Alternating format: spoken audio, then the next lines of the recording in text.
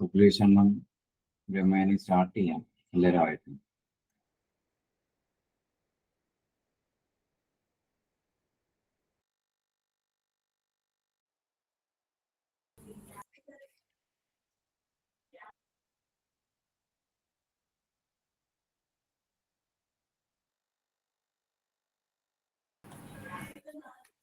സദ്ഗുരുവേ ശരണം.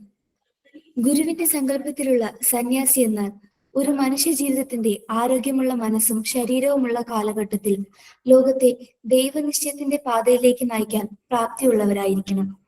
ജീവിതത്തിന്റെ സമസ്ത മേഖലകളും ഇടപെടേണ്ടവനാണ് സന്യാസി.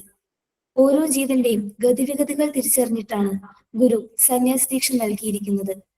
ബ്രഹ്മനിശ്ചയപ്രകാരമുള്ള വ്യക്തികൾക്കാണ് ഗുരു സന്യാസം നൽകിയത്. ശാന്തിഗിരിയിലെ സന്യാസി സംഘത്തിന് ഗുരുധർമ്മ പ്രകാശ സഭ എന്ന് ഗുരുനാമകരണം ചെയ്തു. 40ാം സന്യാസ ദീക്ഷാ വാർഷികത്തോടനുബന്ധിച്ച് നടക്കുന്ന ഈ സത്സംഗത്തിന്റെ 3ാം ദിവസമായ ഇന്ന് പ്രാർത്ഥനയോടെ ആരംഭിക്കാം. പ്രാർത്ഥനയ്ക്കായി സമാധരണീയ ജനനി വിനയജ്ഞാന തപസ്വിനിയെ ക്ഷണിക്കുന്നു. ഓം ശ്രീ കരുണാകര ഗുരു പരബ്രഹ്മണേ നമഃ. ഓം ശ്രീ കരുണാകര ഗുരു സത്യപ്രദായ നമഃ. ഓം ശ്രീ കരുണാകര ഗുരു അതീവ സത്യപ്രകാശായ നമഃ. ഓം ശ്രീ കരുണാകര ഗുരു അതീവ സത്യപ്രകാശായ നമഃ. ഓം ശ്രീ കരുണാകര ഗുരു അതീവ സത്യപ്രകാശായ നമഃ. എല്ലാവിധ ദേവ പരമ്പരയും എല്ലാവിധ ദേവി പരമ്പരയും എല്ലാവിധ ഋഷി പരമ്പരയും എല്ലാവിധ ഗുരു പരമ്പരയും സകലതും എന്റെ ഗുരുവിന്റെ പരമ്പരയിൽ വന്ന് ലയിച്ചിട്ട് ഈ ഒരു സൗരയുധത്തിന്റെ കർമ്മശേഷി മൊത്തം ഗുരുവിൻ്റെതായി നിന്ന് ശക്തിപ്പെട്ട് സകലത്തിലും പ്രവർത്തിക്കട്ടെ എന്ന് ബ്രഹ്മത്തോട് അപേക്ഷിച്ച് പ്രാർത്ഥിക്കുന്നു. ഗുരുപാദ വന്ദനത്തിനായി ബ്രഹ്മചാരി സച്ചിതയെ ക്ഷണിക്കുന്നു. വന്ദനം ഗുരുവന്ദനം തവ പാദ പങ്കജ വന്ദനം. വന്ദനം ഗുരുവന്ദനം തവ പാദ പങ്കജ വന്ദനം. ഇഹലോകവും പരലോകവും ഉലകാകയും നിറയുന്നൊരാ കരുണയം ഉരുളിന്നു ഞങ്ങളിലേകണേ കരുണാമയ. വന്ദനം ഗുരുവന്ദനം തവ പാദ പങ്കജ വന്ദനം. തവ പാദ പങ്കജ വന്ദനം. തവ പാദ പങ്കജ വന്ദനം. ഗുരുവാണി വായിക്കുന്നതിനായി ബ്രഹ്മചാരി ജ്ഞാനമിത്ര മിസസിനെ ക്ഷണിക്കുന്നു. സദ്ഗുരുവേ ശരണം. ഗുരുവാണി. ആദിമകാലം തൊട്ട് നല്ലതും ചീത്തയും തിരിക്കാൻ ശ്രമിച്ചു പോന്നിട്ടുണ്ട്. ഈ ഭൂമിയും അതിലെ ജീവജാലങ്ങളും ആവിർഭവിച്ച കാലവുമായി താരതമ്യം ചെയ്യുമ്പോൾ വളരെ ചെറിയൊരു കാലയളവേ ആയിട്ടുള്ളൂ മനുഷ്യ ജീവിതത്തിൻ്റെത്.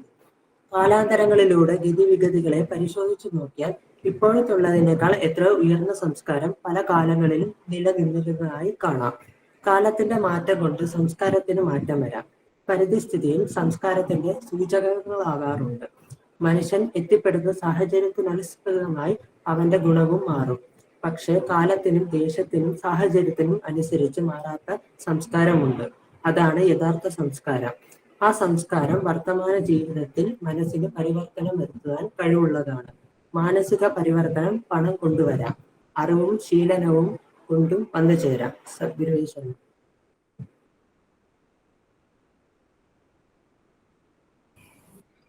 ഇന്ന് ഈ സത്സംഗത്തിൽ പ്രഭാഷണത്തിനായി എത്തിയിരിക്കുന്നത് തിരുവനന്തപുരം കുമാരപുരം സ്വദേശിയായ ബ്രഹ്മചാരി ചിത്സ്വരൂപ അവർകളാണ്. 1998 ഡിസംബറിലാണ് ജീവനകലയുടെ ആചാര്യൻ ശ്രീ ശ്രീ രവിശങ്കറിനെ കാണുന്നതും ആർട്ട് ഓഫ് ലിവിംഗ് പ്രസ്ഥാനത്തിലേക്ക് ആകൃഷ്ടനാകുന്നതും. തന്റെ എഞ്ചിനീയറിംഗ് ഡിഗ്രി പൂർത്തിയാക്കിയ ശേഷം M.Tech ചെയ്യുന്ന സമയത്താണ് 1998 വട്ടിയൂർക്കാവ് വിക്രം സാരാഭായ് സ്പേസ് സെന്ററിൽ സയന്റിസ്റ്റ് എഞ്ചിനീയറായി ജോലി ലഭിക്കുന്നത്. 2013 വരെ ജോലിയോടൊപ്പം തന്നെ ആർട്ട് ഓഫ് ലിവിംഗ് പ്രസ്ഥാനത്തിന്റെ പ്രവർത്തനങ്ങളും ഒരുമിച്ച് മുന്നോട്ട് കൊണ്ടുപോയി. 2013 ശ്രീ ശ്രീ രവിശങ്കർജി സന്യാസ ട്രെയിനിങ് തുടങ്ങിയപ്പോൾ ജോലി ഉപേക്ഷിച്ച് പൂർണ്ണസമയം ആർട്ട് ഓഫ് ലിവിംഗിന് വേണ്ടി പ്രവർത്തിക്കാൻ തീരുമാനിച്ചു. ആർട്ട് ഓഫ് ലിവിംഗിന്റെ തിരുവനന്തപുരം കന്യാകുമാരി ജില്ലാ ചുമതല വഹിക്കുന്ന സന്യാസ പ്രതിനിധിയായ ബ്രഹ്മചാരി സ്വരൂപ് അവർകളെ ഏറെ ബഹുമാനത്തോടെ പ്രഭാഷണത്തിനായി ക്ഷണിക്കുന്നു.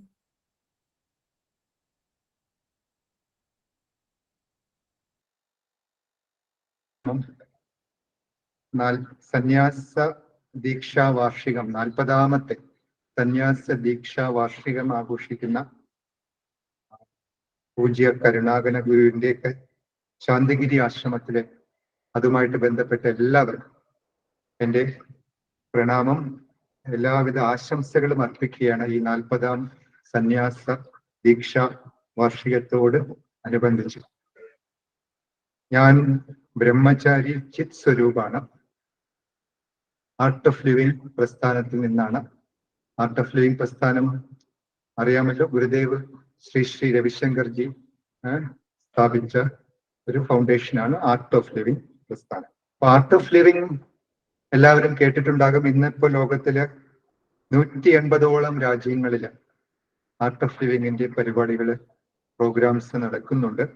ഏകദേശം 500 ദശലക്ഷം ആൾക്കാർ ഇതിന്റെ പ്രയോജനം അനുഭവിക്കുന്നുണ്ട്. അവരുടെ ജീവിതത്തിൽ ഒരു നല്ലൊരു മാറ്റം സൃഷ്ടിക്കാൻ സാധിച്ച ഒരു പദ്ധതിയാണ്, ഒരു സമ്പ്രദായമാണ് ജീവനകല അല്ലെങ്കിൽ ആർട്ട് ഓഫ് ലിവിംഗ് എന്നറിയപ്പെടുന്ന സമ്പ്രദായം. അപ്പൊ എല്ലാവരും ജീവിക്കുകയാണ്, പക്ഷെ ജീവിതം ഒരു കലയാക്കുക, അതാണ് ആർട്ട് ഓഫ് ലിവിംഗിന്റെ ഒരു വിഷൻ, ഒരു ലക്ഷ്യം എന്ന് പറയാം.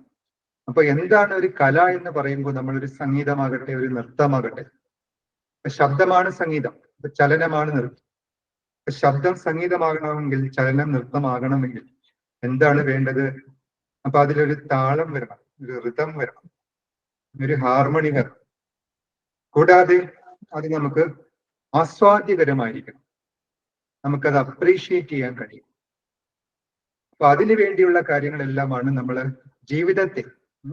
ജീവിതത്തിൽ ഒരു ചിട്ടയും ഒരു താളക്രമവും, പിന്നെ ജീവിതത്തെ ആസ്വാദ്യകരമാക്കാൻ എന്തൊക്കെ വേണം, അപ്പൊ അതിനുള്ള കാര്യങ്ങളെല്ലാം ഉൾപ്പെടുത്തിയിരിക്കുന്ന ഒരു പദ്ധതിയാണ് ആർട്ട് ഓഫ് ലിവിംഗ്, ജീവനകല.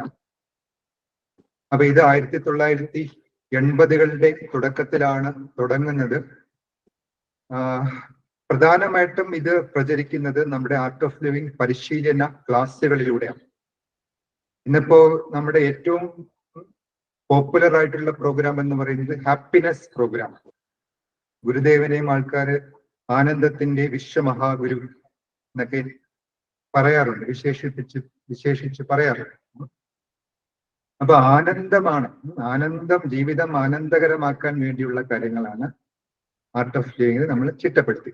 നമ്മുടെ ഈ ആർട്ട് ഓഫ് ലിവിംഗ് ഒരു ആത്മീയ മാർഗം കൂടിയാണ്.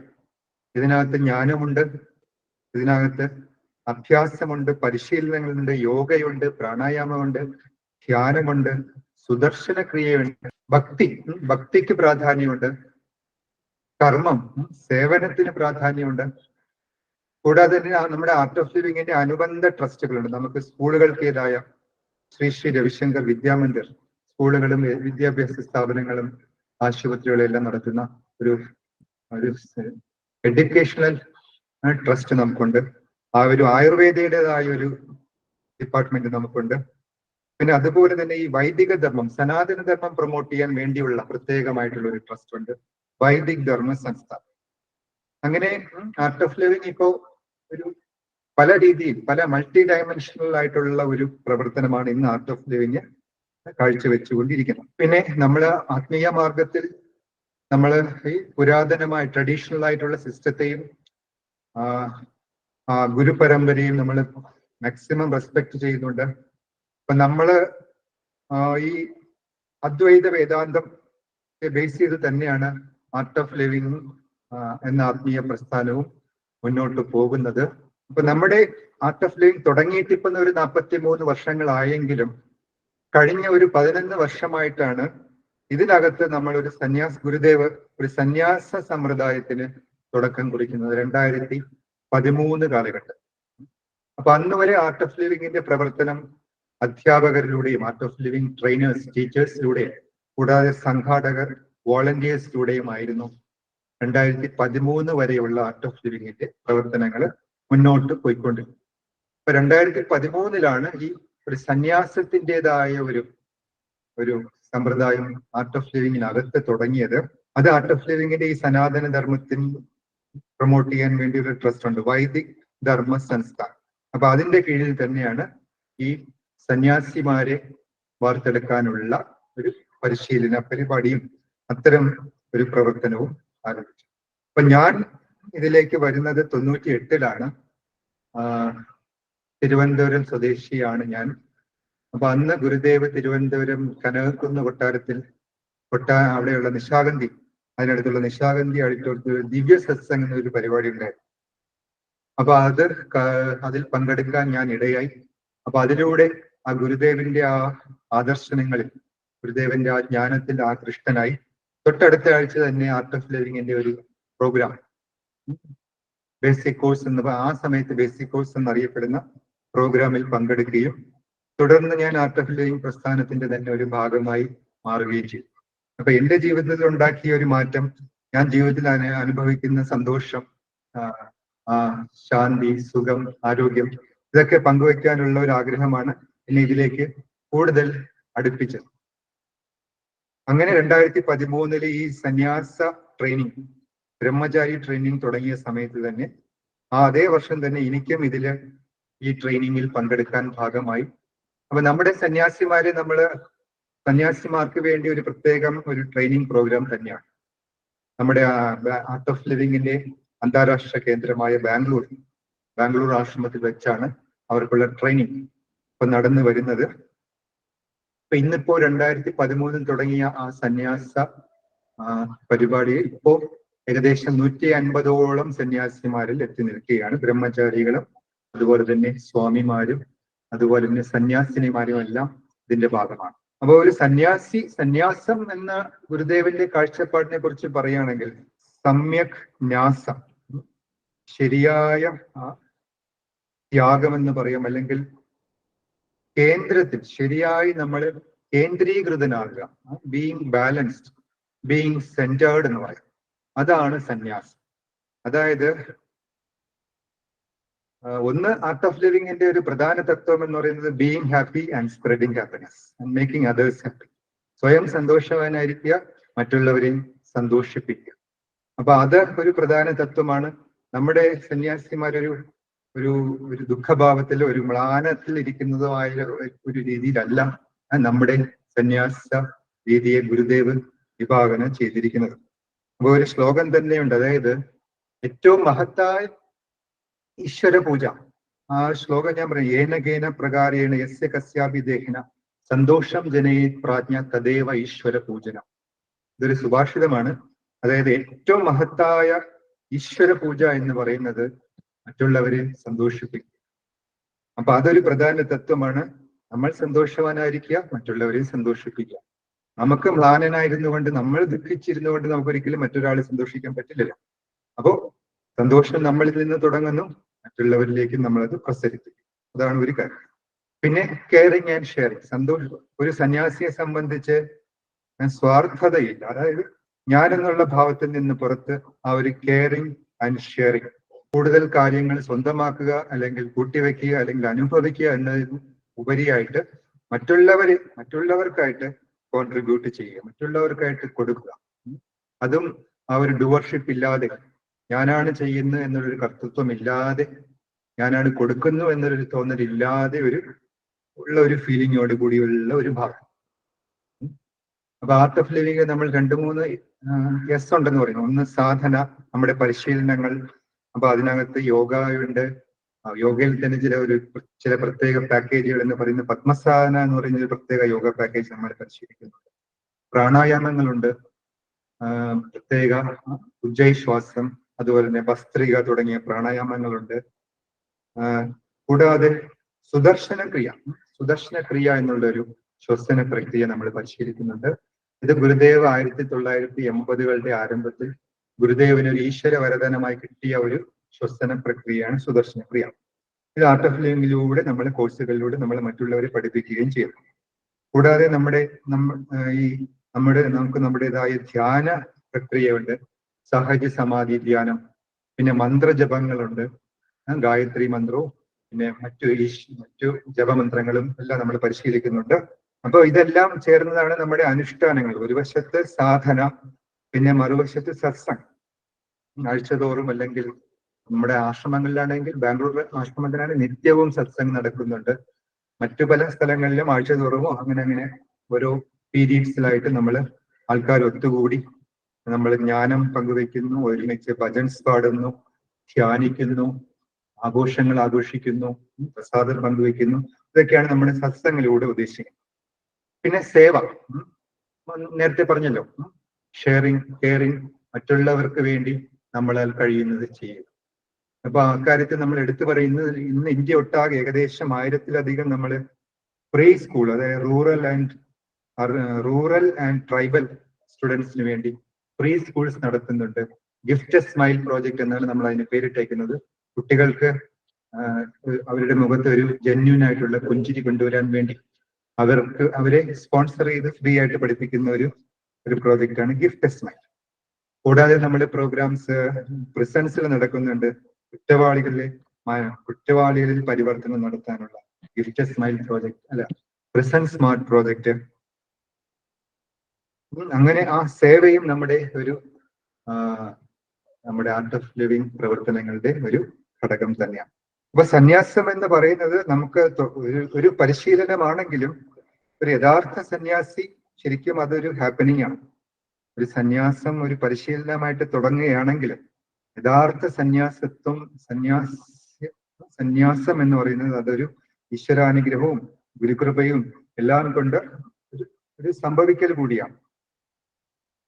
പിന്നെ സന്യാസത്തിലേക്ക് വരാനുള്ള നമ്മുടെ ഭാഗത്തു നിന്നുള്ള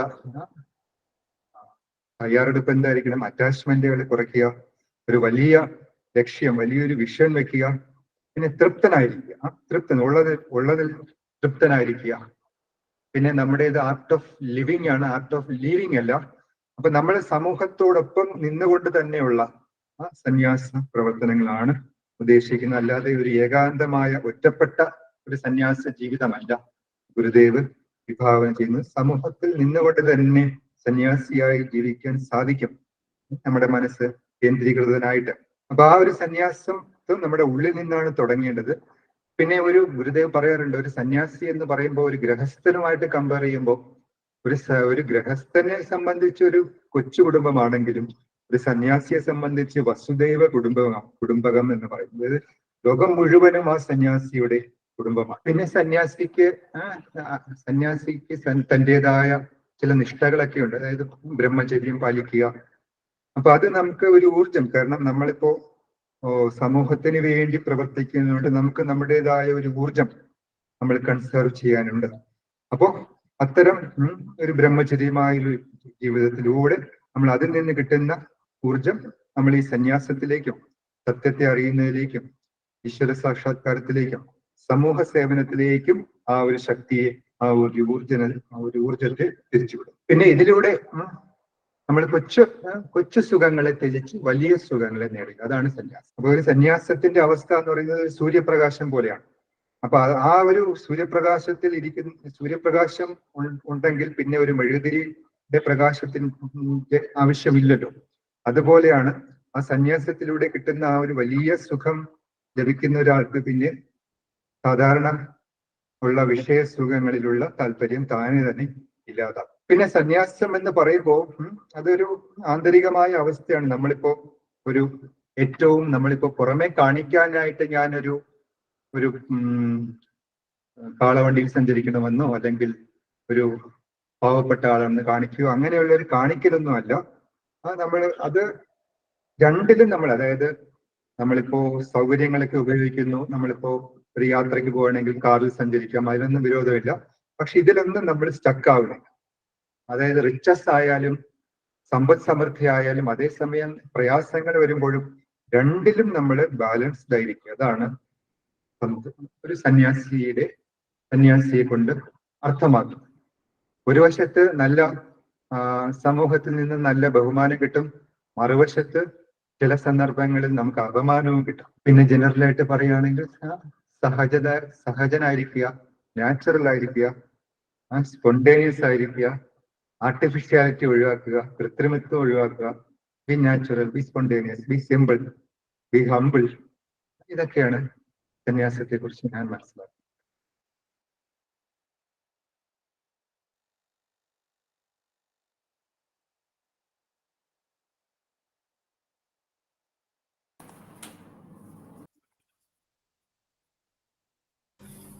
ആയിരത്തി 1980 സന്യാസ ദീക്ഷ ലഭിച്ച സന്യാസ സംഘത്തിലെ അംഗങ്ങളുടെ നാൾവഴികൾ നമ്മളോട് പങ്കുവയ്ക്കുന്നതിനായി ശാന്തിഗിരി ആത്മവിദ്യാലയം പ്രിൻസിപ്പൽ മെമ്പറായ ഡോക്ടർ GR കിരൺ അവരുടെ ക്ഷണിക്കുന്നു.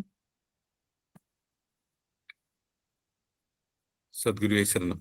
നമ്മുടെ സർവസ്വമായ പരമകാരുണ്യവാനായ ഗുരുവിന്റെ തൃപ്പാദ പത്മങ്ങളിൽ നമസ്കരിച്ച് പ്രാർത്ഥിക്കുന്നു. ഗുരുവിന്റെ വത്സല ശിഷ്യപൂജിതയുടെ തൃപ്പാദ പത്മങ്ങളിൽ നമസ്കരിച്ച് പ്രാർത്ഥിക്കുന്നു. ആശ്രമം പ്രസിഡന്റ് സർവാദരണീയ സ്വാമി ഗുരു ചൈതന്യ ജ്ഞാന തപസ്വി, ആശ്രമം ജനറൽ സെക്രട്ടറി സർവാദരണീയ സ്വാമി ഗുരുരത്നം ജ്ഞാന തപസ്വി, ബ്രഹ്മചാരി ചിത് സ്വരൂപ്, സന്യാസ ചുമതല art of living Thiruvananthapuram Kanyakumari ജില്ലകൾ, സർവാദരണീയ ജന്നി വിനയ ജ്ഞാന തപസ്വിനി, മറ്റ് സർവാദരണീയ സമാദരണീയ ആദരണീയ സന്യാസിനിമാർ, ബ്രഹ്മചാരിണി സച്ചിതായി, ബ്രഹ്മചാരി ജ്ഞാനമിത്രൻ SS, ബ്രഹ്മചാരിണി നല്ലമുദ്ര SS, ബ്രഹ്മചാരിണിമാർ, ഡോക്ടർ ഹരിപ്രിയ S, ശാന്തിഗിരി ആശ്രമം രക്ഷകർത്തൃ സമിതി അംഗങ്ങൾ ഉൾപ്പെടെയുള്ള ആത്മബന്ധുക്കളെ സാദര പ്രണാമം. ആർട്ട് ഓഫ് ലിവിങ്ങിനെ കുറിച്ചുള്ള കാര്യങ്ങൾ അറിയുന്നത് വളരെ രസകരവും ഒരുപാട് നമ്മൾക്ക് മനസ്സിലാക്കാൻ ഒരു അറിവ് ലഭിക്കുവാൻ കഴിയുന്നൊരു സെഷൻ ആയിരുന്നു അത്. അറിയാനും അറിയിക്കുവാനുമാണ് ശാന്തിഗിരിയുടെ ആത്മവിദ്യാലയത്തിലൂടെ നമ്മൾ ശ്രമിക്കുന്നത്. സന്യാസത്തിന്റെ ഒരു രീതിയാണ് അദ്ദേഹം പറഞ്ഞത്. ഒരു ആശ്രമത്തിൽ, ശാന്തിഗിരി ആശ്രമത്തിലെ സന്യാസത്തിന്റെ രീതി കുറച്ച് വ്യത്യസ്തമാണ്. നമ്മൾ ഈ പ്രത്യേകിച്ചും അടുത്ത 3-ാം തീയതി തൊട്ട് 12-ാം തീയതി വരെയുള്ള ദിവസങ്ങളിൽ ശാന്തിഗിരി ആശ്രമത്തിലെ മുതിർന്ന സന്യാസിമാരും ഗൃഹസ്ഥാശ്രമികളും അത് കൂടുതൽ വിവരിക്കുന്നതാണ്. ഞാൻ അതിലേക്ക് കടക്കുന്നില്ല. എന്നാൽ ഒരു വ്യക്തിയിൽ മാത്രം ഒതുങ്ങി നിൽക്കുന്നതല്ല ശാന്തിഗിരി ആശ്രമത്തിലെ സന്യാസം. ഒരു വ്യക്തിയുടെ സന്തോഷത്തിനും അപ്പുറം സമൂഹം മാത്രമല്ല, ആ വ്യക്തിയിലൂടെ ആ ഗോത്രവും കുലവും പോലും ശുദ്ധീകരിക്കപ്പെടുന്ന ഒരു മഹത്തായ കർമ്മമാണ് ശാന്തിഗിരി ആശ്രമത്തിലെ സന്യാസം. അപ്പോൾ പല രീതിയിലുള്ള സന്യാസമാണ്. നമ്മൾ ഇനിയുള്ള ദിവസങ്ങളിലും കൂടുതൽ മറ്റുള്ളവരുടെ നിന്ന് അറിയാൻ കഴിയും. പക്ഷെ നമ്മുടേത് ഒരു ശുദ്ധീകരണത്തിന്റെ, മോചനത്തിന്റെ പാതയാണ് എന്നുള്ളത് ഈ സമയത്ത് എടുത്തു പറയാൻ ഞാൻ ആഗ്രഹിക്കുന്നു. അത് ഗുരുവിന്റെ ത്യാഗത്തിൽ നിന്നും ഒഴുകിയെത്തുന്ന സ്നേഹത്തിലൂടെ തലമുറകൾ മാറ്റപ്പെടുന്നതിൻ്റെ ഒരു പ്രക്രിയയാണ്. ഗുരുവിൽ നിന്നും 40 വർഷം മുമ്പ് സന്യാസ ദീക്ഷ സ്വീകരിച്ച സന്യാസിനിമാരുടെ അനുഭവ ജീവിതത്തിൽ കൂടി നമ്മൾ നടത്തുന്ന യാത്രയുടെ 2-ാം ദിവസമാണിന്ന്. ആലപ്പുഴ ജില്ലയിലെ കരുവാറ്റയിൽ കുന്നുംപറമ്പിൽ വീട്. അവിടെ ശ്രീ പുരുഷൻ അമ്മു ദമ്പതികളുടെ 4 മക്കളിൽ 2-ാമത്തെ മകളായിരുന്നു ഉദയമ്മ. കൂട്ടത്തിൽ ഇളയ പെൺകുട്ടിയുടെ അസുഖ നിവാരണത്തിനായാണ് കുടുംബം ആദ്യമായി ശാന്തിഗിരി ആശ്രമത്തിൽ എത്തുന്നത്. 1970 കാലഘട്ടമായിരുന്നു അത്. തുടർന്ന് കുടുംബവുമായി പലതവണ അവർ ആശ്രമത്തിൽ എത്താറുണ്ടായിരുന്നു. ആശ്രമത്തിൽ വന്നത് മുതൽ ഉദയമ്മയിൽ വല്ലാത്ത മാറ്റം പ്രകടമായി തുടങ്ങി. വീട്ടിലെ ജോലികൾ ചെയ്യുമ്പോഴെല്ലാം ഒരു പ്രാർത്ഥനയോടെ ചെയ്യും. പല ദേവീ ദേവന്മാരെയെല്ലാം കുട്ടി കണ്ടു തുടങ്ങി. ഇത് എന്താണെന്നൊന്നും കുട്ടിക്ക് അന്ന് മനസ്സിലായില്ല. ഈ അനുഭവം എല്ലാവർക്കും ഉണ്ടായിരിക്കുമെന്നായിരുന്നു കുട്ടിയുടെ ധാരണ. പിന്നീട് കാലം കഴിയും തോറും അനുഭവവശം കൂടിത്തുടങ്ങി. ഒരു 19 വയസ്സുകാരിക്ക് മനസ്സിലാക്കാൻ കഴിയാത്ത വിധമായിരുന്നു അത്. അങ്ങനെ ഇരിക്കെ ഒരു ദിവസം ആശ്രമത്തിൽ എത്തിച്ചേർന്ന ഉദയമ്മ തന്റെ അനുഭവത്തെക്കുറിച്ച് അവിടെയുള്ള മുതിർന്ന ഒരാളുമായി പങ്കുവച്ചു. അവർ ഉദയമ്മയോട് ഇത് ഗുരുവിനെ അറിയിക്കുവാനായി ആവശ്യപ്പെട്ടെങ്കിലും അന്ന് അതിന് കഴിഞ്ഞില്ല. തിരികെ വീട്ടിലെത്തിയ പെൺകുട്ടിക്ക് വീട്ടുജോലി ചെയ്യുമ്പോഴും പ്രാർത്ഥിക്കുമ്പോഴും സദാ ഗുരു തന്റെ കൂടെ നടക്കുന്നതായിട്ട് അനുഭവപ്പെട്ടു തുടങ്ങി. ഗുരുവിനെ കാണണമെന്ന അതിയായ ആഗ്രഹം മനസ്സിൽ. ശരീരം ചുട്ടുപൊള്ളുന്നു. തുടർച്ചയായി വെള്ളം കുടിക്കും. ഗുരുവിനെ കാണണമെന്ന മകളുടെ നിർബന്ധത്തിൽ ഗത്യന്തരമില്ലാതെ ഉദയമ്മയെ സഹോദരനോടൊപ്പം മാതാപിതാക്കൾ ആശ്രമത്തിലേക്ക് അയച്ചു. 1974 കാലഘട്ടമായിരുന്നു അത്.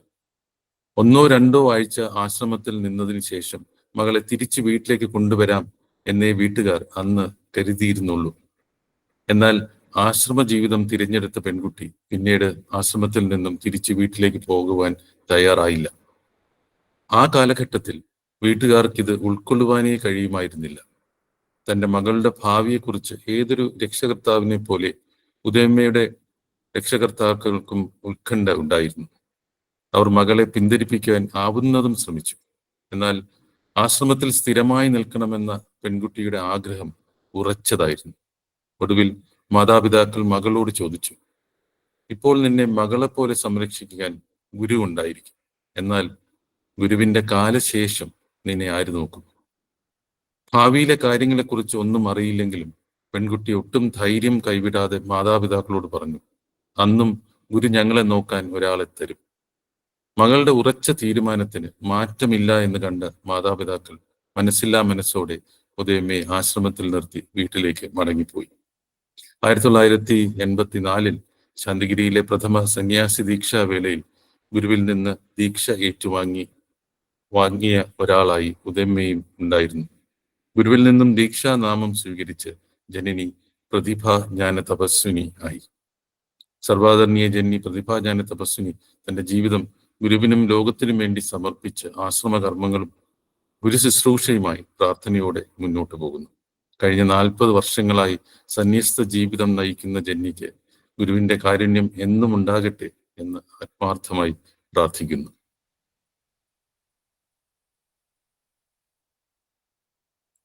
ഇടുക്കി ജില്ലയിലെ കുമിളി സ്വദേശികളായ ശ്രീ പത്മനാഭൻ ചെല്ലമ്മ ദമ്പതികളുടെ 5 മക്കളിൽ ഇളയ കുട്ടിയായിരുന്നു പത്മകുമാരി. 1977 കാലഘട്ടത്തിൽ ഒരു ദിവസം പത്മകുമാരിയുടെ പിതാവ് യാദൃച്ഛികമായി ഒരു ഇടുക്കി സ്വദേശിയെ പരിചയപ്പെടാൻ ഇടയായി. അദ്ദേഹത്തിൽ നിന്നും ശാന്തിഗിരി ആശ്രമത്തെക്കുറിച്ചും ഗുരുവിനെക്കുറിച്ചും കേൾക്കാൻ ഇടയായ ശ്രീ പത്മനാഭന് ഗുരുവിനെ ഉടനെ തന്നെ കാണണമെന്ന് അതിയായ ആഗ്രഹം തോന്നി. അന്നത്തെ കാലത്ത് ഇടുക്കിയിൽ നിന്നും തിരുവനന്തപുരത്തേക്കുള്ള യാത്ര ഒട്ടും എളുപ്പമല്ലായിരുന്നു. എങ്കിലും കുടുംബസമേതം തന്നെ ആശ്രമത്തിലേക്ക് യാത്ര തിരിക്കാൻ അദ്ദേഹം തീരുമാനിച്ചു. KSRT ബസ്സിലായിരുന്നു യാത്ര. ആശ്രമത്തിലെത്തിയപ്പോൾ നേരം നന്നേ ഇരുട്ടിയിരുന്നു. പിറ്റേന്ന് രാവിലെ 7 മണി സമയത്ത് ഗുരു ആ കുടുംബത്തെ വിളിപ്പിച്ചു. ഗുരുവിനെ കണ്ടതും എല്ലാവരുടെയും മനസ്സിൽ എന്തെന്നറിയാത്ത ഒരു വിങ്ങൽ. ഗുരുവിന് മുൻപിലിരുന്നവർ കരച്ചിലായി. അന്ന് ഗുരു ഒരുപാട് നേരം ഈ കുടുംബത്തോട് സംസാരിച്ചു. 3-ാമത്തെ ദിവസം തന്നെ ഗുരു ഈ കുടുംബത്തിന്റെ ഗുരുപൂജ നടത്തുകയുണ്ടായി. 2 ദിവസങ്ങൾക്ക് ശേഷമാണ് കുടുംബം വീട്ടിലേക്ക് തിരിച്ചത്. മടക്കയാത്ര സമയത്ത് പർണശാലയിൽ ഗുരുവിനോട് യാത്രാനുമതി ചോദിക്കാനെത്തിയ അവർക്ക് ആ സ്നേഹസ്വരൂപനെ വിട്ടു തിരിച്ചു വീട്ടിലേക്ക് പോകുവാനുള്ള മനസ്സ് വന്നില്ല. കണ്ണീരോടെ അവർ മടങ്ങിപ്പോയത്. പിന്നീട് വർഷത്തിൽ ഒരിക്കലെങ്കിലും മുടങ്ങാതെ ആശ്രമത്തിൽ വരുമായിരുന്നു. അന്നത്തെ സാഹചര്യത്തിൽ അത്രയൊക്കെ കഴിഞ്ഞിരുന്നുള്ളൂ. വീട്ടിലെത്തിയ പത്മകുമാരിക്ക് തിരിച്ച് ആശ്രമത്തിൽ ഗുരുവിന്റെ അടുത്ത് എത്തണമെന്ന് അതിയായ വെമ്പലായി. ഇനി വീട്ടിൽ നിൽക്കേണ്ട, ഗുരുവിന്റെ അടുത്ത് നിന്നാൽ മതി എന്ന് തീരുമാനിച്ചു. ചിലപ്പോൾ വീട്ടുകാർ വിട്ടില്ലെങ്കിലും 10ാം ക്ലാസ് കഴിയുന്നത് വരെ പത്മകുമാരി പിടിച്ചു നിന്നു. തുടർ പഠനത്തിനായി തിരുവനന്തപുരത്ത് നല്ല സൗകര്യങ്ങൾ ഉണ്ടെന്നും അതിനാൽ തന്നെ ആശ്രമത്തിൽ നിർത്തി പഠിപ്പിക്കാൻ അയക്കണമെന്നും പെൺകുട്ടി മാതാപിതാക്കളോട് പറഞ്ഞു. അന്ന് ഇടുക്കിയിൽ വിദ്യാഭ്യാസ സ്ഥാപനങ്ങളൊക്കെ കുറവായതിനാൽ മാതാപിതാക്കൾ കുട്ടിയുടെ ആഗ്രഹത്തിന് അനുവാദം നൽകി. അങ്ങനെ 1980 പത്മകുമാരി പഠനത്തിനെന്ന പേരിൽ ആശ്രമത്തിൽ സ്ഥിരതാമസമാക്കി. ആശ്രമത്തിൽ നിന്നിരുന്ന പെൺകുട്ടിയെ പിന്നീട് ഗുരു തന്നെ പ്രീ ഡിഗ്രിക്ക് പഠിപ്പിച്ചു. ആശ്രമ കർമ്മങ്ങളും പ്രാർത്ഥനയും പഠനവുമായി നാളുകൾ നീങ്ങി. പഠനം കഴിഞ്ഞാലും എന്നും ഗുരുവിനോടൊത്ത് ജീവിക്കാൻ കഴിയണമെന്ന ആഗ്രഹം മനസ്സിൽ കൂടുതൽ ദൃഢമായി. വീട്ടുകാരുടെ അനുമതിയോടെ 1984 ശാന്തിഗിരി ആശ്രമത്തിന്റെ പ്രഥമ സന്യാസ ദീക്ഷ കർമ്മത്തിൽ ഗുരുവിൽ നിന്നും സന്യാസ ദീക്ഷ സ്വീകരിച്ച് പത്മകുമാരി ജനനി അഭയ ജ്ഞാന തപസ്വിനിയായി. കല്ലാർ, കന്യാകുമാരി എന്നിങ്ങനെ ആശ്രമത്തിന്റെ വിവിധ ബ്രാഞ്ചുകളിൽ ജനനി സേവനം അനുഷ്ഠിച്ചു. ഇപ്പോൾ ഹൊസൂർ ബ്രാഞ്ച് ആശ്രമത്തിന്റെ ചുമതല നിർവഹിച്ചു വരുന്നു. ഗുരുവിന്റെ കൃപാകടാക്ഷങ്ങൾ സർവാദരണീയ ജനനി അഭയ ജ്ഞാന തപസ്വിനിക്ക് എന്നും ഉണ്ടാകട്ടെ എന്ന് ആത്മാർത്ഥമായി പ്രാർത്ഥിക്കുന്നു.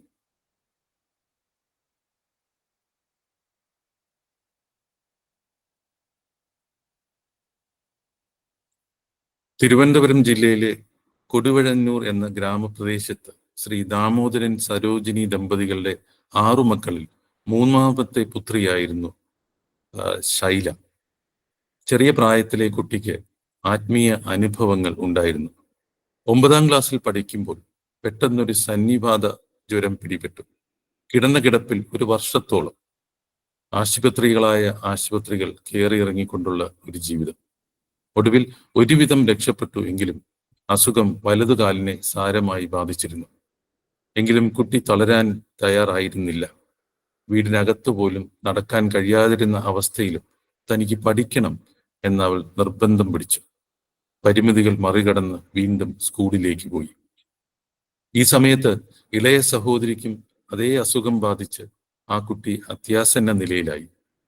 ഈ ഒരു വിഷമഘട്ടത്തിലാണ് കുടുംബം ശാന്തിഗിരി ആശ്രമത്തെക്കുറിച്ചും ഗുരുവിനെക്കുറിച്ചും അറിയുന്നത്. ഗുരു നിർദ്ദേശിച്ച പ്രകാരം പ്രവർത്തിച്ച കുടുംബത്തിന് ഗുരുകാരുണ്യത്താൽ മകളെ തിരിച്ചു കിട്ടി. ഇത് കുടുംബത്തിന് വലിയൊരു അനുഭവമായിരുന്നു. അവർ തികഞ്ഞ ഗുരുഭക്തരായി മാറി. ഇതിനിടയ്ക്ക് ശൈലയ്ക്ക് പല ആത്മീയ അനുഭവങ്ങളും ഉണ്ടായിരുന്നു. ഒരു ദിവസം ആശ്രമത്തിലെത്തിയ പെൺകുട്ടി ഗുരുവിനോട് ഇപ്രകാരം അറിയിച്ചു: ഞാൻ പഠനം നിർത്തി ആശ്രമത്തിൽ സ്ഥിരമായി നിൽക്കാൻ ആഗ്രഹിക്കുന്നു. അപ്പോൾ ഗുരു മറുപടി പറഞ്ഞു: എനിക്ക് പഠിച്ചവരെയും വേണം, നീ പഠിച്ചു കഴിഞ്ഞ് വന്നാൽ മതി. അങ്ങനെ ശൈല പഠനം തുടർന്നു. അത് പോസ്റ്റ് ഗ്രാജുവേറ്റ് പഠനം വരെ നീണ്ടുപോയി. 1978 ഗുരുവിന്റെ ഒരു അവസ്ഥാ പൂർത്തീകരണ സമയത്ത് 41 കുടുംബങ്ങൾ ചേർന്ന് ഗുരുവിനൊരു ആരാധന നടത്തണമെന്ന് ദൈവത്തിൽ നിന്നും ഒരു അറിയിപ്പ് കിട്ടി. അതിലൊരു കുടുംബം ശൈലയുടേതായിരുന്നു. ഇതറിഞ്ഞ കുട്ടിക്ക് അതിയായ സന്തോഷമുണ്ടായെങ്കിലും ശാരീരിക യോഗ്യത ഇല്ലാത്തതിനാൽ പൂജ ചെയ്യാൻ കൊള്ളില്ല എന്ന ആചാര നിയമമുണ്ടെന്ന് കുടുംബത്തിൽ നിന്ന് കേൾക്കാനിടയായ കുട്ടി അതിയായ വേദനയിലായി. എന്നാൽ ആ കുടുംബത്തിൽ നിന്ന് ആരാധന ചെയ്യാൻ ദൈവം തിരഞ്ഞെടുത്തത് അവളെയായിരുന്നു. ശാരീരിക പരിമിതികളുള്ള തന്നെ ആരാധനയ്ക്കായി തിരഞ്ഞെടുത്തതിലൂടെ ശാന്തിഗിരി ആശ്രമത്തിന്റെ ആത്മീയത നിലവിലുള്ള ആചാരങ്ങൾക്കും ശാസ്ത്രങ്ങൾക്കും എല്ലാം അപ്പുറത്തുള്ള അനന്തമായ സ്നേഹമാണെന്നുള്ള തിരിച്ചറിവ് ആ കുട്ടിക്ക് ഉണ്ടായി. 1981 കേരള പബ്ലിക് സർവീസ് കമ്മീഷനിൽ ശൈലയ്ക്ക് നിയമനം ലഭിച്ചു. ഗുരുവിന്റെ അനുവാദത്തോടെ ജോലിക്ക് പോയി തുടങ്ങിയെങ്കിലും ക്രമേണ അവർ ആശ്രമത്തിൽ സ്ഥിരതാമസമായി. കുടുംബത്തിന് വീട് വിട്ടുള്ള മകളുടെ ആശ്രമ ജീവിതം വേദനയുണ്ടാക്കിയെങ്കിലും ശൈല ഇതിനെയെല്ലാം അതിജീവിച്ചു. 1984 സന്യാസ ദീക്ഷ ഗുരുവിൽ നിന്നും ഏറ്റുവാങ്ങിയ ശൈല ജനനി സംതൃപ്ത ജ്ഞാന തപസ്വിനി എന്ന ദീക്ഷാനാമം സ്വീകരിച്ചു. ദീക്ഷയ്ക്ക് ശേഷവും ഗുരു നിർദ്ദേശപ്രകാരം ജനനി ജോലിക്ക് പോവുകയായിരുന്നു.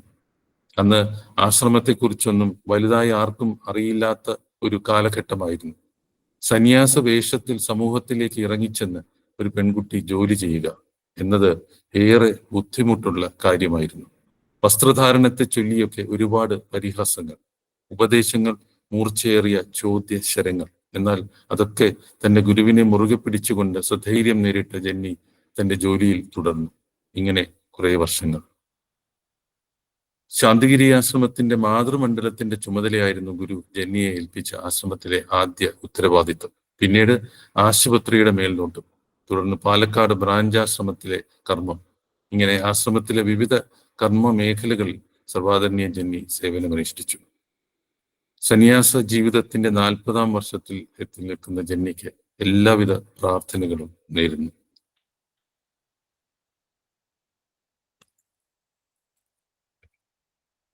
സന്യാസിക്ക് ജാതിമത ഭേദമോ വർഗഭേദമോ ശാരീരികമായ പരിമിതികളോ ആൺ പെൺ ഭേദമോ വലുത് ചെറുത് ഭേദമോ നല്ലത് ചീത്ത ഭേദമോ ഉണ്ടാകുകയില്ല. സർവതന്ത്ര സ്വതന്ത്രയായാണ് സന്യാസിയുടെ മുഖമുദ്ര. സകലതിലും ഒട്ടുന്നു, എന്നാൽ ഒന്നിലും ഒട്ടിപ്പിടിക്കുന്നുമില്ല. എല്ലാറ്റിൽ നിന്നും അപ്പുറത്തോട്ട് പോകുന്നു. ഇതാണ് സന്യാസത്തിന്റെ പ്രകൃതം. അങ്ങനെയുള്ള സന്യാസിക്ക് മാനവും അപമാനവും ഒക്കെ ഒരുപോലെയാണ്. അവർക്ക് വെച്ചുകെട്ടുകളോ പാണ്ഡിത്യമോ വേദാന്തമോ ഒന്നും ആവശ്യമില്ല. അവരാണ് ലോകത്തിന് വെളിച്ചം നൽകുന്നത്. ഇതിലെല്ലാം ഉപരി ഗുരുവിനോടുള്ള അചഞ്ചലമായ വിശ്വാസവും സ്നേഹവും.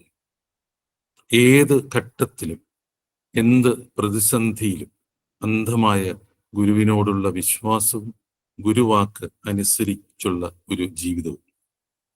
അത് കർമ്മത്തിൽ പകർത്തുന്ന ജീവിത യാത്ര. ഇത് ശാന്തിഗിരി ആശ്രമത്തിലെ സന്യാസ സങ്കല്പം. ഗുരുവിന്റെ സ്നേഹവും കരുണയും കരുതലും എല്ലായിടത്തും എല്ലാവരിലും എല്ലായ്പ്പോഴും ഉണ്ടാകട്ടെ എന്ന് ആത്മാർത്ഥമായി പ്രാർത്ഥിച്ചുകൊണ്ട് എൻ്റെ വാക്കുകൾ ഗുരുവിന്റെ തൃപ്പാദ പത്മങ്ങളിൽ സമർപ്പിക്കുന്നു. സദ്ഗുരുവേ ശരണം.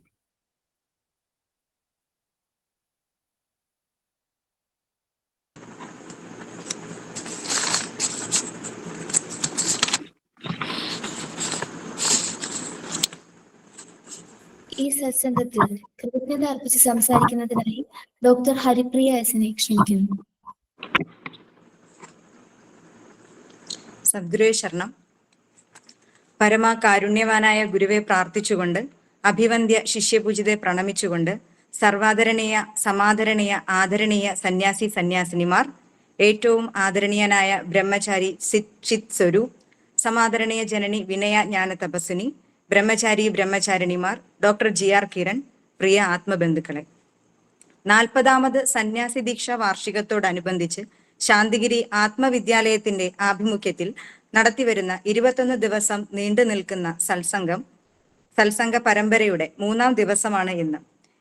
ഇന്നത്തെ സത്സംഗം അതിന്റെ പരിസമാപ്തിയിൽ എത്തി നിൽക്കുകയാണ്. ഞാൻ എൻ്റെ കർത്തവ്യത്തിലേക്ക് കടക്കും മുമ്പ് സന്യാസി ദീക്ഷയുടെ കർമ്മ സിദ്ധാന്തം എന്ന ഭാഗത്തെപ്പറ്റി ഗുരു പറഞ്ഞിരിക്കുന്ന 2 കാര്യങ്ങൾ ഇവിടെ സൂചിപ്പിക്കാൻ ആഗ്രഹിക്കുന്നു. അത് ഗുരു പറഞ്ഞത് ഇങ്ങനെയാണ്: ദൈവത്തിന്റെ കാരുണ്യം കൊണ്ട് അനേക കാലത്തെ തപോബലം കൊണ്ട് ആർജിക്കപ്പെടുന്ന ഒരു പുണ്യത്തിന്റെ ബലം കൊണ്ട് സ്വയം വന്നു ചേരുന്നതാണ് സന്യാസം. ആ പുണ്യം തീർത്തെടുക്കുന്നത് ദൈവം കൊടുക്കുന്ന കാലഘട്ടത്തിനനുസരിച്ചാണ്. എന്താണ് സന്യാസി ദീക്ഷ എന്ന കർമ്മം? ഇല്ലത്തുകാർ പറയുന്നത് വീട്ടുകാർ വന്നുകൂടാ, തൊട്ടുകൂടാ, കണ്ടുകൂടാ എന്നാണ്. അത് ശരിയല്ല. വീട്ടുകാർ വരണം, അറിയണം, അതിനുവേണ്ടി അവർ നന്മ ചെയ്യണം, അല്ലെങ്കിൽ അവരുടെ കുടുംബം നശിച്ചു പോകും. ഈ കർമ്മത്തിന് നിങ്ങൾ വലിയവരാകണമെന്നില്ല. വലിമ ദൈവം നിങ്ങൾക്ക് തന്നുകൊള്ളും. ആ അറിവിന്റെ ഭാഗത്ത് നിങ്ങൾ പുണ്യം തേടുകയാണ്. ആ പുണ്യത്തിന്റെ അളവും തൂക്കവുമെല്ലാം നിങ്ങളുടെ കൊച്ചുമക്കളിലേക്ക് വന്നു ചേരുകയാണ്. അപ്പോൾ ലോകത്തിന്റെ ആർജിതമായ പുണ്യങ്ങളെല്ലാം നിങ്ങളുടെ മക്കളിൽ കൂടി ലോകത്തിന് പകരുകയാണ്. ഇതാണ് സന്യാസി ദീക്ഷ എന്ന പേരിൽ ഇവിടെ നടക്കുന്ന വിഷയം.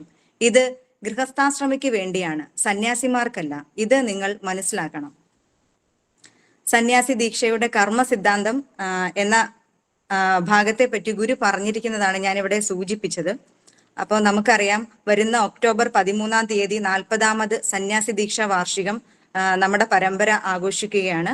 അതിനോടൊപ്പം 10 ദിവസം നീണ്ടു നിൽക്കുന്ന സങ്കല്പ പ്രാർത്ഥനകൾ ഉണ്ടാകും. ആ പ്രാർത്ഥനയിലും സങ്കല്പത്തിലുമെല്ലാം എല്ലാ ആളുകൾക്കും പങ്കെടുക്കാൻ കഴിയട്ടെ എന്ന് ഗുരുവിനോട് പ്രാർത്ഥിക്കുന്നു.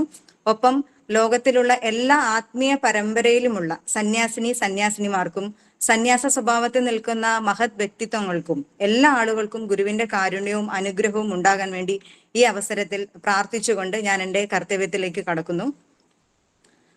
ഈ സത്സംഗത്തിൽ പങ്കെടുത്തുകൊണ്ടിരിക്കുന്ന സർവാദരണീയ സ്വാമി ചൈതന്യ ജ്ഞാന തപസി, പ്രസിഡന്റ് ശാന്തിഗിരി ആശ്രമം, സർവാദരണീയ സ്വാമി ഗുരുരത്നം ജ്ഞാന തപസി, ജനറൽ സെക്രട്ടറി ശാന്തിഗിരി ആശ്രമം, സ്വാമിമാർക്ക് ശാന്തിഗിരി ആത്മവിദ്യാലയത്തിന്റെ പേരിലും ശാന്തിഗിരി രക്ഷകർത്താ സമിതിയുടെ പേരിലും ഞാൻ കൃതജ്ഞത രേഖപ്പെടുത്തുന്നു. ജീവനകല അഥവാ ആർട്ട് ഓഫ് ലിവിംഗ് എന്ന ആശയത്തെ വളരെ ലളിതമായി ഇവിടെ അവതരിപ്പിച്ച് മുഖ്യ പ്രഭാഷണം നടത്തിയ ബ്രഹ്മചാരി ചിത് സ്വരൂപ്, കന്യാകുമാരി ജില്ലകളിലെ ആർട്ട് ഓഫ് ലിവിംഗ് പ്രസ്ഥാനത്തിന്റെ ചുമതല വഹിക്കുന്ന ആ മഹത് വ്യക്തിത്വത്തിനും ശാന്തിഗിരി ആത്മവിദ്യാലയത്തിന്റെ പേരിലും ശാന്തിഗിരി രക്ഷകർത്താ സമിതിയുടെ പേരിലുമുള്ള കൃതജ്ഞത രേഖപ്പെടുത്തുന്നു. ശാന്തിഗിരി ആശ്രമത്തിലെ സന്യാസ സങ്കല്പത്തെ പറ്റിയും ലോകത്തിലെ വിവിധ ആത്മീയ സമ്പ്രദായങ്ങളെക്കുറിച്ചും അതോടൊപ്പം തന്നെ ശാന്തിഗിരി ആശ്രമം സന്യാസ സഭയിൽ 40 വർഷം പൂർത്തീകരിച്ച സന്യാസിനിമാരുടെ ത്യാഗപൂർണമായ ജീവിതത്തെക്കുറിച്ച് വിവരിച്ചു തന്ന doctor GR Kiran, principal mentor Santhigiri Athmavidyalayam, അദ്ദേഹത്തിനും ശാന്തിഗിരി ആത്മവിദ്യാലയത്തിന്റെ പേരിലും ശാന്തിഗിരി രക്ഷകർത്താ സമിതിയുടെ പേരിലുമുള്ള കൃതജ്ഞത രേഖപ്പെടുത്തുന്നു. പ്രാർത്ഥനയോടെ ഈ സത്സംഗത്തിന് തുടക്കം കുറിച്ച സമാദരണീയ ജനനി വിനയ ജ്ഞാന തപസ്വിനി, ഗുരുപാദ വന്ദനം നടത്തിയ ബ്രഹ്മചാരിണി സച്ചിത, ഗുരുവാണി വായിച്ച ബ്രഹ്മചാരിണി ജ്ഞാനമിത്രൻ, ബ്രഹ്മചാരിണി നല്ല മുദ്ര, ഇവർക്കെല്ലാവർക്കും തന്നെയും ശാന്തിഗിരി രക്ഷകർത്താ സമിതിയുടെ പേരിലും ശാന്തിഗിരി ആത്മവിദ്യാലയത്തിന്റെ പേരിലും കൃതജ്ഞത രേഖപ്പെടുത്തുന്നു. അടുത്തതായി ഈ സത്സംഗത്തിൽ പങ്കെടുത്തുകൊണ്ടിരിക്കുന്ന എല്ലാ സർവാദരണീയ സമാദരണീയ ആദരണീയ സന്യാസിനിമാർക്കും ബ്രഹ്മചാരികൾക്കും ശാന്തിഗിരി ആത്മവിദ്യാലയത്തിന്റെ പേരിലും ശാന്തിഗിരി രക്ഷകർത്താ സമിതിയുടെ പേരിലും കൃതജ്ഞത രേഖപ്പെടുത്തുന്നു. ഈ ഒരു ഗൂഗിൾ മീറ്റ് പ്ലാറ്റ്ഫോമിലൂടെ ഈ സത്സംഗത്തിൽ പങ്കുചേർന്നുകൊണ്ടിരിക്കുന്ന എല്ലാ ആത്മബന്ധുക്കൾക്കും ആശ്രമത്തിന്റെ എല്ലാ അഭ്യുദയകാംക്ഷികൾക്കും അതേപോലെ തന്നെ ഇങ്ങനെ ഒരു പ്ലാറ്റ്ഫോം ഇവിടെ സംഘടിപ്പിക്കാൻ വേണ്ടി പ്രയത്നിച്ച ആത്മവിദ്യാലയത്തിന്റെ എല്ലാ കോർഡിനേറ്റേഴ്സിനും അതേപോലെ NN കമ്മ്യൂണിക്കേഷനിലെ എല്ലാ പ്രവർത്തകർക്കും ശാന്തിഗിരി ആത്മവിദ്യാലയത്തിന്റെ പേരിലും ശാന്തിഗിരി രക്ഷകർത്താ സമിതിയുടെ പേരിലുമുള്ള കൃതജ്ഞത രേഖപ്പെടുത്തുന്നു. എല്ലാവർക്കും ഗുരുവിന്റെ കാരുണ്യം ഉണ്ടാകട്ടെ എന്ന് പ്രാർത്ഥിച്ചുകൊണ്ട് ഞാൻ എന്റെ വാക്കുകൾ ഗുരുവിന്റെ തൃപ്പാദങ്ങളിൽ സമർപ്പിക്കുന്നു. സദ്ഗുരു ശരണം. പ്രാർത്ഥനയോടെ ഈ സത്സംഗം ഗുരുതൃപാദങ്ങളിൽ സമർപ്പിക്കാം. പ്രാർത്ഥനയ്ക്കായി സമാദരണീയ ജനനി വിനയജ്ഞാന തപസ്വിനിയെ ക്ഷണിക്കുന്നു. ശ്രീ കരുണാകര ഗുരു പരബ്രഹ്മണേ നമഃ. ഓം ശ്രീ കരുണാകര ഗുരു സത്യപ്രദായ നമഃ. ഓം ശ്രീ കരുണാകര ഗുരു അതീവ സത്യപ്രകാശായ നമഃ.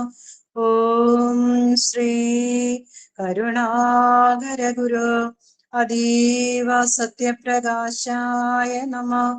ഓം ശ്രീ കരുണാകര ഗുരു അതീവ സത്യപ്രകാശായ നമഃ. എല്ലാവിധ ദേവ പരമ്പരയും എല്ലാവിധ ദേവി പരമ്പരയും എല്ലാവിധ ഋഷി പരമ്പരയും എല്ലാവിധ ഗുരു പരമ്പരയും സകലതും എന്റെ ഗുരുവിന്റെ പരമ്പരയിൽ വന്ന് ലയിച്ചിട്ട് ഈ ഒരു സൗരയൂഥത്തിന്റെ കർമ്മശേഷി മൊത്തം ഗുരുവിൻ്റെതായി നിന്ന് ശക്തിപ്പെട്ട് സകലതിലും പ്രവർത്തിക്കട്ടെ എന്ന് ബ്രഹ്മത്തോട് അപേക്ഷിച്ച് പ്രാർത്ഥിക്കുന്നു.